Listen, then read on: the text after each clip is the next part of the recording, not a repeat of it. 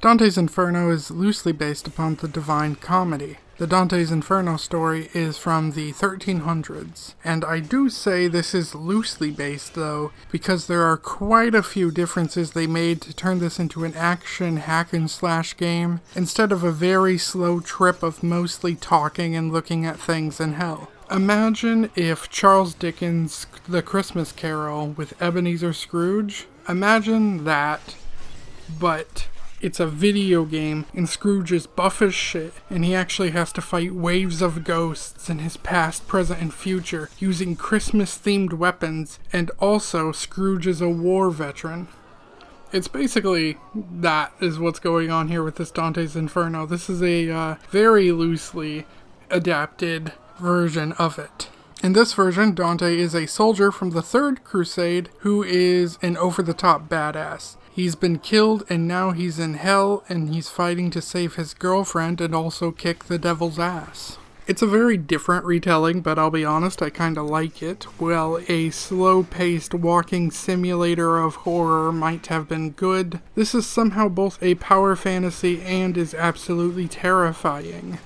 They managed to keep a good chunk of the elements from the story within this game, which I was surprised by. Plus, I enjoy the "you are a crusader" take. See, the Divine Comedy, while a strange religious fan fiction, was also a political one as well, so making Dante a crusader who carried out his bishop's orders only to discover that the bishop can't absolve you of your crimes because that's not how it works and murder is murder, and now he's in hell for it, I think that really works for me. Plus, you have like a gross, awful father who's a piece of shit and a mother who was never brave enough to do anything and was suicidal. And trust me, I super relate to that.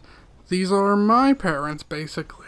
Dante even realizes he has some of the negative traits of his father and he must work to fix them, which again I also relate to. Of course he fixes them by killing loads of demons, and I fixed them through years of getting help and personal self-growth while trying to make amends, but hey, you could say we both fought our demons, eh?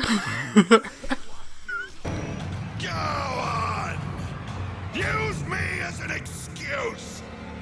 Blame me for everything! You're so full of greed and hate. Is that all you had to offer me? I'm not responsible for the man you are! Now this game is insane. I have never had to censor a game for YouTube as much as I had to censor this one. It is for sure for mature audiences. I not only have to censor stuff in the video, but I think I have to censor a few things I wanted to say, but just because I'm worried it would be too much for YouTube. Basically, a lot of what I'm censoring is nudity, and then other things I'm censoring are things that I think just might be too violent or too gross for YouTube. Now, I really like this game. I think it's awesome, and frankly, some of the stuff they kept in the game shocked me, and in a good way. They still kept the 9 circles of hell and all that, each for different sins, and just like in the story, the sins are in a wild order, and some I would say don't belong. But this is a fictional story, and I don't really need to debate this. Even Catholicism treats this like fiction, so I don't need to debate that. I don't think gay people belong in hell, and I think it's wild that babies who died without being baptized end up in hell and all that. What I will debate, though, is why the hell are the gay people, the trans people, and the tax collectors down in some of the worst parts of hell, even past the murderers and rapists and such. This wasn't the game developers picking that, even though it was 2010 and somehow we were still so stupid that we hadn't legalized gay marriage. No, this was picked by Dante in the original story, and from what I understand, even back then, people were like, hey, that's a weird order of operations, bud. So yeah, the game has all that and has many other elements. Like, it mixes real world people with mythology as well. Sure, Pontius Pilate is in hell, and Attila the Hun is in hell, but also there's non-real people in hell, We got Greek gods here working for Satan. It's kind of a hodgepodge of shit going on in this story. And the game carries that over. Not only do you get to judge the sins of others like you have any right to, but you also fight characters like Cleopatra and Mark Antony and Cerberus the three-headed dog, and I just really like that. And when you find your mom in the suicide part, she is part tree. And this is interesting because in the Divine Comedy, that story, those who commit suicide become bush tree-like people, and so it's cool that the game semi-carried that over. The game really does actually care about its source material, while also not caring about it. Our deeds were done in the name of God. Why is he forsaken us? In the name of God? Murder is only in the name of the murderer. It feels like there is a constant battle going on, where one side wants a good story and a faithful adaptation of the Divine Comedy, and the other side really likes God of War. And while that makes some elements of the game feel weird, I honestly think it does come together as a really enjoyable experience. The combat feels great, and while I wish some buttons were mapped differently, like the dodge, overall it is a good time. And there are upgrades and powers and even 2 separate level tiers, like there's a holy and an unholy, and frankly I just dump points into both. You get the best of both worlds, chillin' out, take it slow, then you rock out the show. The art, visuals, and just sheer graphicness of the game had me dropping my jaw more times than any other game I could think of. It is shock horror, yes, but it is artful shock horror. There is a spot where I saw a waterfall, but as I got closer, I realized that's not water, those are bodies, screaming people, and I was like, holy fuck, man.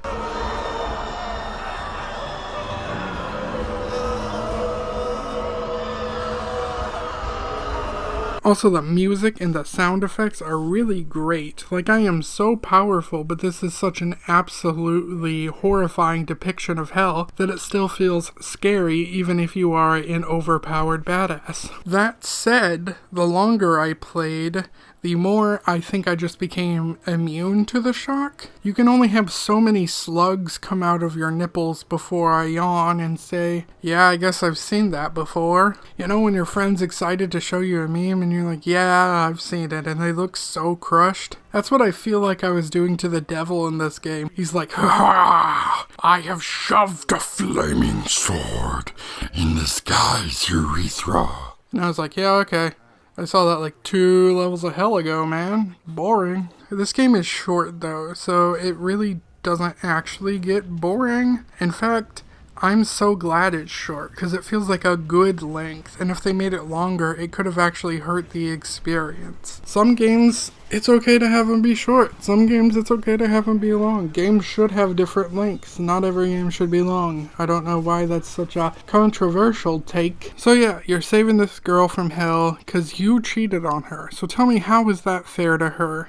It isn't, which is why you were trying to save her and get to heaven. It's also kind of why you're in hell, to save her from hell. And also Satan, seems to really want to fuck her. I don't really know exactly what Satan's plan is here. Ultimately, it is to leave hell and fight God, I guess. But I'm not really sure how stealing your girlfriend and taking her to hell really has anything to do with that. I'm not really sure why he's doing this. I really love the art, though. And the cutscenes play on Dante's sewn-in chest, and it's really fucking cool. Yeah, okay, that's another thing. He sews the cross on his chest, that was goddamn hard to see. Also, this is kinda silly, but he can fucking throw crosses, so that's kinda funny-ish. But yeah, there's a lot of scary things in hell.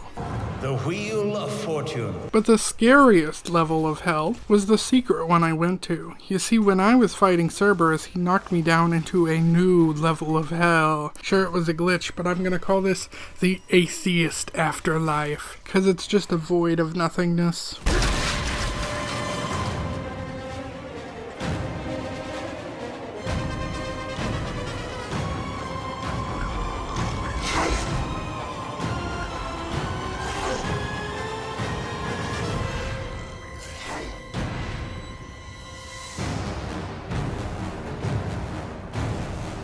The game ends teasing the possibility of a sequel, but sadly we never got one. I suppose they could still explore Dante's purgatory or his paradise, as those are also part of the Divine Comedy, but I'm not sure that would translate well into an action game. You never know though. Anyway, really good game, and I've been sleeping on it. I'm glad I finally gave it a shot. I really liked it a lot, and I will definitely play it again. Knights of the Temple Inferno Crusade is a beat-em-up type game in the same kind of vein as Enclave or the Lord of the Rings Two Towers or the Return of the King, that kind of game. And I love those kinds of games. I hopped into it expecting an RPG, which I also love, but this was a pleasant surprise as well. The Crusades were an interesting time of absolute terribleness, and I was interested in which crusade and story they were going to go with. The answer was just a fictionalized and very vague story, in which the Archbishop is apparently tight with Satan and using a woman named Adele to open a portal to hell to destroy the world. I don't hate it, but I was hoping for more. Still, it's fine enough, and there are things I do like. I like that Adele was given powers from the Christian God, and that there are evil forces forcing her to use those powers for evil. I think that's neat. It not having a very crazy story is also fine to me. Well, I do love deep, interesting stories. I also like very simple stories sometimes, so I'm cool with this too. Plus a beat-em-up type thing, those usually don't have very complex storylines. You play as Paul, a crusader knight, and you are trying to save Adele and stop the portal from hell. Combat is incredibly simple, but it does get a little more complex as you go on with some powers and special moves. The enemies and animations in the fighting are pretty interesting and I enjoy them, seeing various death animations. I also like that some enemies flail around in such a way you can tell they are afraid of being hit with a sword. It's not bad, and I do like the enemy models. The ones from Hell look especially cool to me, and it's pretty wild this is the second game I've played as a crusader in Hell. The first being Dante's Inferno on the 360, which is a far better game than this one. Now I know I've been praising Knights of the Temple, but let me go ahead and unpraise it. Weapon variety feels strange. The axe and the mace feel like worse variations of the sword. They have the same movesets and almost the same speed, but with less range. And the bow is unique, but actually aiming the thing is kinda garbage, plus there is no crosshair. A lot of levels feel exactly the same and can look exactly the same too. Most of the breakable things like barrels and boxes have absolutely nothing in them. In a lot of ways, the game feels super unfinished. Down to reusing levels the further you get on to extend the game, which to be honest, I think you could have shaved some time off it and I would have liked it more. But yeah, it didn't feel finished. It felt like they had huge plans and they had to scrap most of them. But what is left is still a fine and fun play. It's nothing amazing, nothing that's a must play or anything, just a fine game. The last thing to note about it is the ending level is a huge difficulty spike from the rest of the game, which makes sense that at the end it would be the hardest, but I mean the whole game isn't very hard at all, and then the ending was the biggest pain in the ass. Anyway, this is a fine game. Last off, I have the First Templar. This is a game for PC and Xbox 360, and I played it split screen with Gage. And let me say I wish the screens were bigger and that there wasn't so much nothing taking up the space. That being said, the game could not handle that, as even the way it was set up, my player 1 screen had some crazy animation lag, and Gage's didn't seem to. What may have been like 2 frames on my screen may have been like 30 on his. Probably not 30, but maybe, I don't know, 20. Sometimes it took a while to even kick a second animation in. This game is janky, but that is okay. Sometimes janky can be fun, and I do think this game is fun. The game itself looks okay, like passable for the most part, except some of the faces are really bad. The soldiers came, looting and killing everyone in sight. Combat is honestly not bad. It's very beat 'em up, hack and slashy, and it's a lot of fun, and mixing it up with 2 players is great. Like, it's nothing mind-blowing, but it isn't bad. It has a fun flow to it, and I enjoy it. It's very basic attacking and blocking. And there's also various loot to find in every level. There's little upgrades for the level or different outfits. However, you do need to get all items for the outfit. You can't just get a piece and then put that on. It doesn't work that way. And it's purely cosmetic. It doesn't do anything to your stats. Leveling up isn't really a thing, but XP is, and you use that to spend on upgrades. And I kind of like this system. My only real complaint with it is it branches into 4 paths that you can't actually see what you're working towards, so you have to like blindly choose a direction. And player 2 has to borrow player 1's controller to upgrade themselves, which is silly. Player 2 can like do that themselves. Why not let them do that? There are various tombs of puzzles and traps that make it very Indiana Jones-like. I mean, it's also Indiana Jones-like in the fact that you're hunting the Holy Grail. There's also stealth, which is bare bones passable stealth, but like fighting enemies is just as easy as the stealth, so there really isn't a lot of incentive to use it that much. Also, my character can pray, and that heals him and the other player, and that's cool. It does, however, leave you stuck in that animation, and so because I was stuck in that animation, I had to watch Gage go about his nonsense. God says you're going to hell. Character-wise, there are 3 characters. Player 1's name is Cillian, and he is a Templar on the quest for the Holy Grail. Player 2 bounces back and forth between 2 different characters. There is Roland, he is another Templar, and he just wants to kill everyone, and that's basically his personality. And Marie, who has been branded a heretic falsely and is good with daggers and acrobatics. She's one of the more interesting characters, as she has the ability to be skeptical, whereas the others don't seem to possess that trait. You don't really pick who you are as the second player, you just are who the game has you be for that level, and I think that's a little weird with this little 3 character setup. I thought maybe story-wise it would pay off, but not really. Writing-wise, it's not awful, but it's definitely not good, and sometimes the strangeness makes it funny. My favorite scene, and this is an unedited scene, I didn't mess with this, Roland kills this guy for taking the Lord's name in vain, which he did not do, and shouldn't be punishable by death. And then the man who dies does the Wilhelm scream, and it's fantastic. I'll show you. Who sent you? Nobody. By the grace of God, spare me. My brother will kill you. Don't try him. It was the one-eyed man. He wanted anyone on this road dead.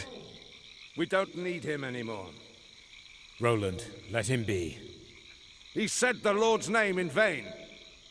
God have mercy on his soul.